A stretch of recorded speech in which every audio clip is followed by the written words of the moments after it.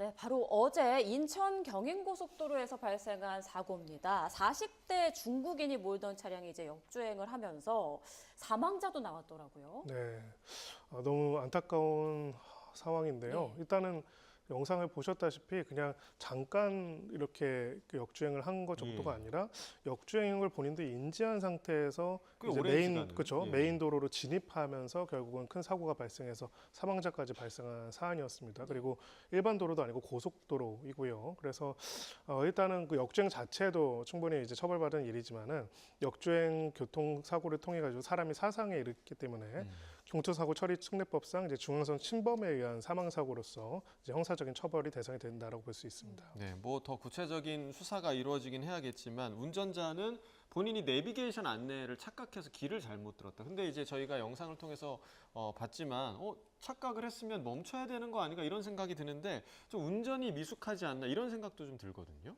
네, 한 두세 단계가 있을 것 같은데요. 그 내비게이션 안내가 잘못돼서 저 진입로로 어떻게 진입했는지는 사실 좀 저것만으로는 이해가 되지가 않고요.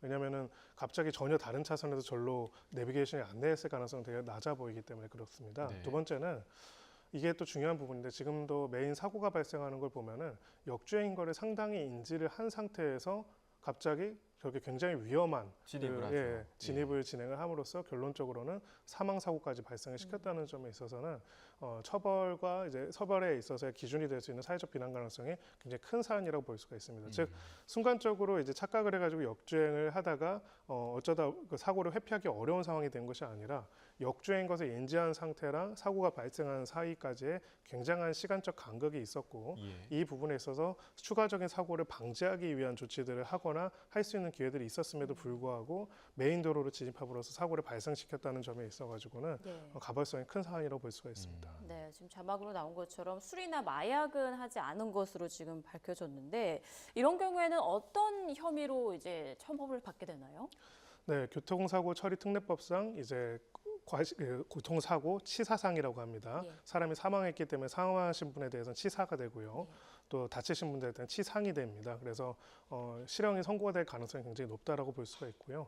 특히나 아까 말씀드린 것처럼 운전 미숙으로 해서 그냥 사고가 발생한 것이 아니라 역주행 자체는 운전 미숙일 수가 있는데 역주행을 하고 나서 메인 도로로 진입하는 행위 이거를 운전 미숙으로 보는 게 맞을지 아니면은 이 상황은 굉장히 위험한 소위 말하는 중앙선 침범 사고를 유발한 것으로 보는 게 맞을지 사법적으로는 판단이 될 것으로 보이고요. 그런 면에 있어가지고는 결론적으로 역주행을 인지한 상태에서 더 위험한 도로로 방비 없이 진입함으로써 사고를 유발한 부분에 있어서는 강한 책임을 부담할 가능성이 있습니다. 네.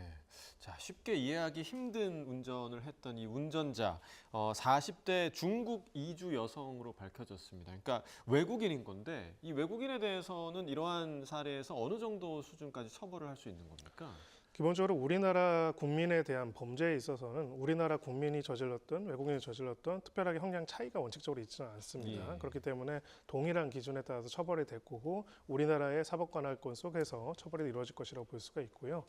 특히 지금 피해가 굉장히 심각한 상태이고 가장 중요한 핵심적인 요소는 왜 당시에 사고를 회피하지 않았는지에 관한 부분입니다. 우리가 과실이라고 하는 부분들은 사실은 애견 가능성과 회피 가능성으로 구성되어 있습니다. 어떤 사고를 결과를 예측할 수 있었음에도 불구하고 회피하지 아니했기 때문에 책임을 지게 되는 거거든요. 그러면은 얼마나 예측할 수 있는 상황이었는지, 얼마나 회피가 가능했는지를 종합적으로 분석해가지고 과실의 정도를 볼 수가 있는데 이 사안을 뭐 고의범이라고 단정할 수는 없지만은 사실은 지금 아까처럼 깜빡이를 켜고 소위 비상등을 켜고 이미 역주행을 인지한 상태에서 그보다 훨씬 더 위험하고 사고를 유발할 수 있는 곳으로 나간 것에 있어가지고는 내비게이션의 잘못으로 얘기할 수 있는 상황은 아닌 것 같습니다. 네, 사망자까지 나온 사고라 너무도 안타깝습니다. 지금까지 김성훈 변호사와 함께 주요 사건 사고들 짚어봤습니다. 고맙습니다.